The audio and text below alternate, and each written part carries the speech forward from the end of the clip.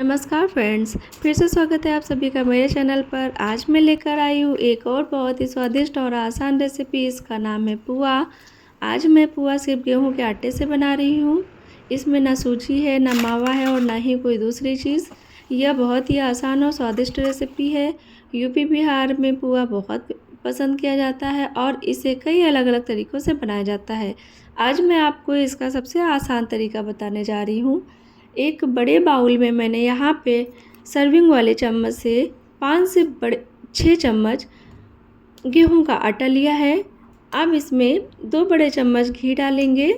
जो table spoon होता है उससे हमने यहाँ पे घी का यूज़ किया है।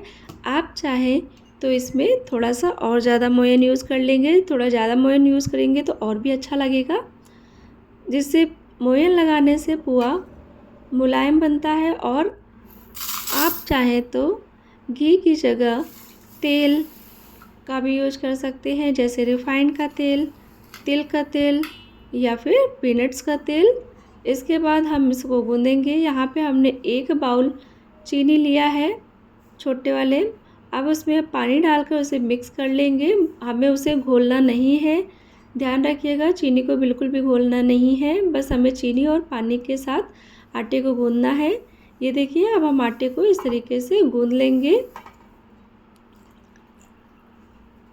तो फ्रेंड्स, अब हम इस तरीके से आटे का एक डो तैयार कर लेंगे। इसमें हमें पानी उतना ही रखना है चीनी के साथ जितने में हमारे आटे का डो तैयार हो जाए। इस तरीके से देखिए फ्रेंड्स, मैं इसमें क्या चीनी डाल रही हूँ और उसके साथ में पानी भी डाल रही हूँ। मैंने उसको घोला नहीं है। ठीक है फ्रेंड्स, इस तरीके से हम इसका घोल बनाएंगे।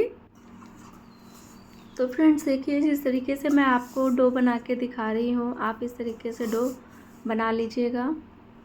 ये देखिए, हमारा डो बन के तैयार हो गया है फ्रेंड्स, यहाँ पे हमें सबसे ज़्यादा ये ध्यान रखना है कि चीनी को हमें घोलना नहीं है। मैं यहाँ पर चीनी को डायरेक्ट यूज़ कर रही हूँ। आप लोग इस चीज़ को ध्यान रखिएगा, इसलिए मैं बार बार बता रही हूँ ताकि डो ख़राब नहीं होगा। तो फ्रेंड्स देखिए, हमारा डो बन के तैयार हो गया है। डो बनने के बाद हम इसे 5 से 10 मिनट के लिए रख देंगे ताकि थोड़ा सा और सॉफ्ट डो बन जाएगा। और उसके बाद हम इसके पुए बना लेंगे। तो देखिए फ्रेंड्स, यहाँ पे क्रिस्टल्स दिखाई दे रहे हैं। इस तरीके से आपको एक डो तैयार कर लेना है। ये देखिए, मैंने आपको कितने पास से दिखाया है। चीनी के एक एक क्रिस्टल यहाँ पे दिखाई दे रहे हैं। तो फ्रेंड्स 10 मिनट हो गए हैं। अब हम बना लेंगे पुआ।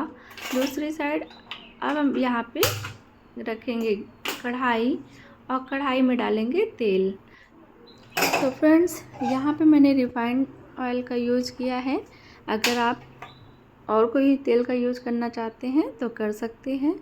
और तेल अच्छे से गर्म हो जाएगा, उसके बाद ही हम सारे पुए डालेंगे। जब तक तेल हमारा गर्म हो रहा है, दूसरी साइड हम बना लेंगे पुए। इसे हम बेल लेंगे। आटे को यहाँ पे मैंने 2 हिस्सों में कर दिया है, ठीक है। और इसे हम अच्छे से बेल लेंगे। तो फ्रेंड्स देखिए, हमने यहाँ पे 2 हिस्से में कर दिया है। अब हम बेल लेंगे।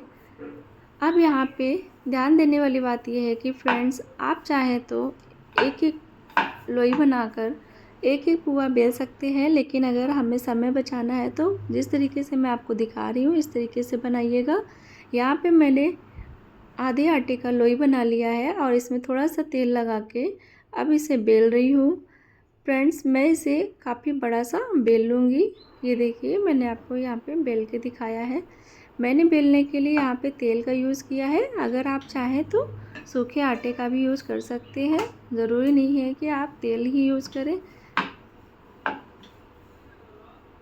तेल यूज़ करने से जब भी हम पुए को पकाते हैं कढ़ाई में डालकर, तो हमारा तेल गंदा नहीं होता है। अब यहाँ पे मैंने ये देखिए ग्लास लिया है और इस ग्लास से पुए को हम काट लेंगे इस तरीके से। तो देखिए फ्रेंड्स, यहाँ पे मैंने पुए सारे काट लिए हैं। अब जो भी एक्स्ट्रा आटा बच रहा है हम इसको निकाल देंगे। और निकालने के बाद जो भी पुए हैं हम इन्हें अच्छे से पका लेंगे। तो देखिए फ्रेंड्स, हमारे पुए बनके बेल के तैयार हो गए हैं। अब मैं आपको इसे थोड़ा पास से दिखा देती हूँ। ये देखिए,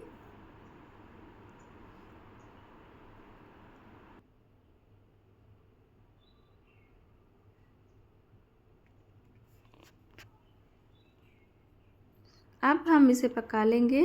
तो यहाँ पे तेल हमारा गर्म हो चुका है, इसे हम चेक करेंगे। थोड़ा सा मैंने छोटा सा आटा डाला, वो अच्छे से पक गया, इसका मतलब तेल अच्छे से गर्म हो गया है। अब यहाँ पे पोहे डाल लेंगे और हम इसे पका लेंगे।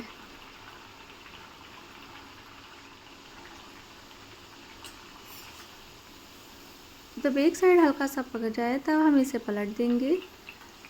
फ्रेंड्स, यहाँ पे हमें ये याद रखना है कि हमें पोहे को बहुत ज़्यादा तेज़ फ्लेम पे नहीं पकाना है, हमें इसे लो टू मीडियम फ्लेम पे ही पकाना है। अगर हम तेज़ फ्लेम पे पकाएंगे तो पोहा हमारा ऊपर से जल जाएगा, पक तो जाएगा ऊपर से, लेकिन अंदर से कच्चा रह जाएगा और टेस्ट भी नहीं आएगा। तो इसलिए हमें इसे लो टू मीडियम फ्लेम पे ही पकाना है, बहुत ज़्यादा तेज़ हमें नहीं करना है। जब यह हल्का गोल्डन ब्राउन होने लगे तब हम फ्लेम को मीडियम कर लेंगे और अच्छे से इसे पका लेंगे। सो फ्रेंड्स, देखिए हमारे यहाँ पे पोहे पक गए हैं। अगर आपने यहाँ तक मेरी ये रेसिपी देख ली है तो प्लीज़ चैनल को लाइक, शेयर, सब्सक्राइब ज़रूर करिएगा और अपने दोस्तों के साथ शेयर करके बताइएगा कि वीडियो कैसी है। फ्रेंड्स, आप लोग कमेंट भी करके बताइएगा कि ये वीडियो आप लोगों को कैसी लगी। तो फ्रेंड्स, यहाँ पे हमारे पोहे देखिए तैयार हो गए हैं। अब इसे हम तोड़ के दिखा रहे हैं आपको। ये देखिए फ्रेंड्स, कितने क्रिस्पी और अंदर से कितने सॉफ्ट बने हुए हैं। ये खाने में बिल्कुल बिस्किट के जैसे लगते हैं। फ्रेंड्स, मैंने पहली बार खाया था, बहुत ही टेस्टी लगे थे। आप भी ट्राई करिएगा।